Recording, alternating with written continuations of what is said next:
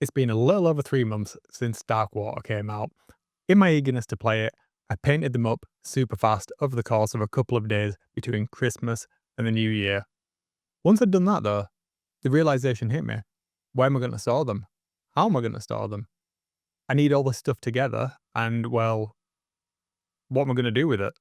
How can I make sure that being able to play the game fast is still, well, playing the game fast now that they're all painted and off the sprue? Well, it turns out they'll all fit back in the box.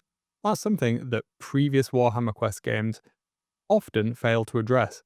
I know back to my time playing Blackstone Fortress, I ended up getting foam inserts that rubbed the paint off the models and lifted the box so high it made it really difficult to store, especially with the addition of add-on kits as well. There was just no way to put them. And all of the time, I was so worried about my miniatures getting damaged when the entire point was to make sure that the miniatures weren't damaged.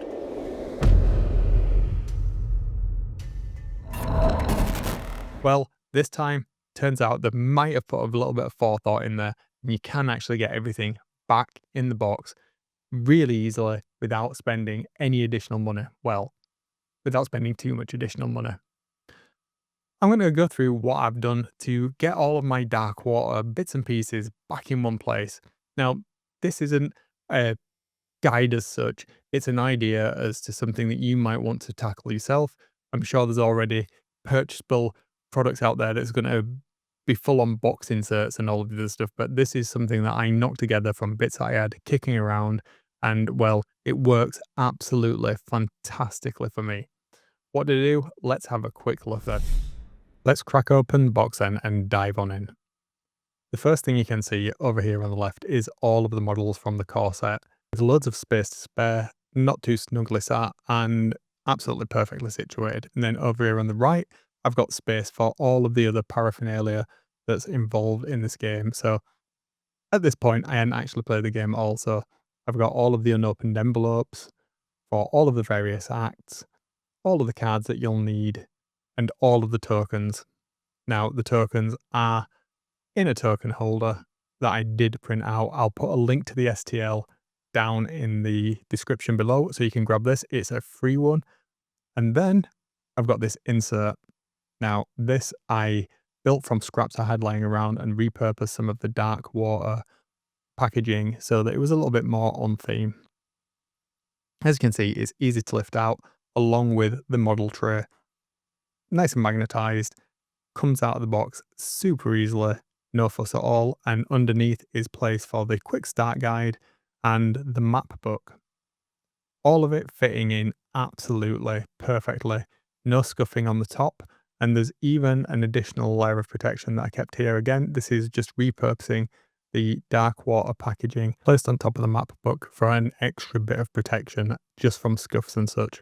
It's going to get damaged over time, but you know, if I can keep it nice and pristine, I will do. The only hard part here is actually getting the map book out. Can't help this. The only way to do it is to flip over the box itself. And there you go. The entire box, empty, everything in there that you need for your game. Now, even though I did put everything in the right hand side here, it's the middle divider where the strength comes from. Now, I've put some foam on the back of this as well, just to avoid any damage coming from the models should they slide around. I don't want them to get scuffed against the cards and such like that, and this keeps them in place.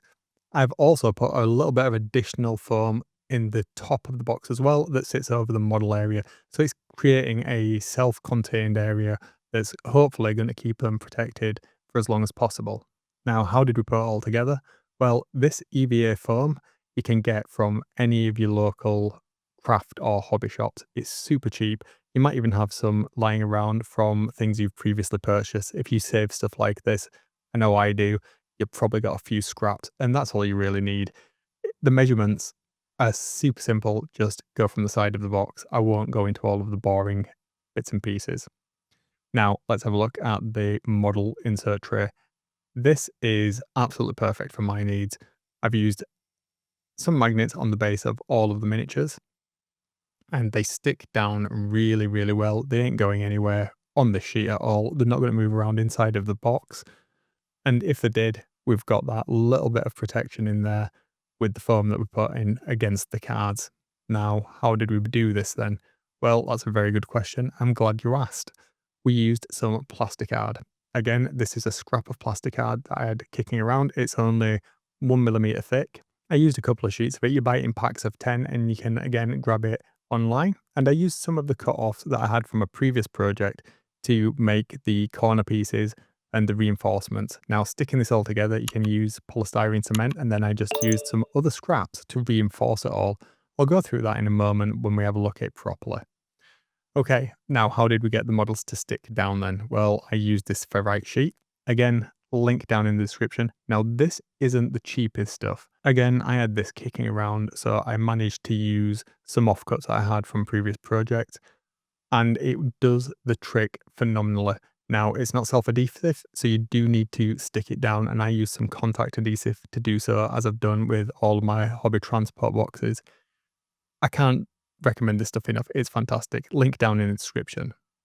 Okay, right, now you'll notice this center divider then. This is where a lot of the strength comes from, and this is what's going to stop us cards sliding into us models, as models sliding into us cards, and give us some more strength on the top of the box, should we want to stack anything else on top of it. I won't go over all of the measurements that I use, because I'm guessing if you're watching this, you actually own the game and you own the box, so you can make the measurements yourself. But the important thing to note is a pretty much 50-50 split will see you right in terms of the model storage and all of the other accessories. The height of the box is sufficient for the height of the models without scraping the lid, and having a little bit of extra headroom for that additional foam I added in there. So you should be absolutely fine. Now, putting this together depends on the design. You're basically making a box. That's all it is. I've just gone for a L shape with a couple of reinforcements there. That does the trick, and it holds all of this additional stuff that you need to play the game, all of the cards, as I say, all the additional boxes. Over time, as you open the additional packs, you'll actually have less in here because the boxes will be made up, and they will actually fit on the side, the token holder I mentioned, and this was a free download. Now, this is a fantastic little piece of kit. It holds all of the tokens, including the measurement tools as well. I love that it's magnetized, and it just fits everything in so nicely.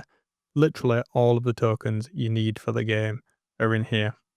Now, over time, I will put together another one of these boxes. This one, as I say, I downloaded. The link is down in the description, but I'm going to put together a packaging solution for the base set of cards that are in the box, and that'll just fit into the compartment that I've made in that tray that I showed you earlier.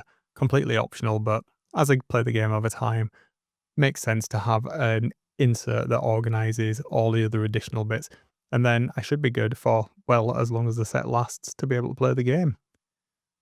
All that's left to be done then is to put everything back in the box, and let's see how that looks, shall we? Putting it all back together. It's exactly the same process, packing but in reverse. For completeness in my sake, I've got the original model build instructions, and directly on top of that, I'm putting the map book. Right on top of that, I've got the quick play instructions.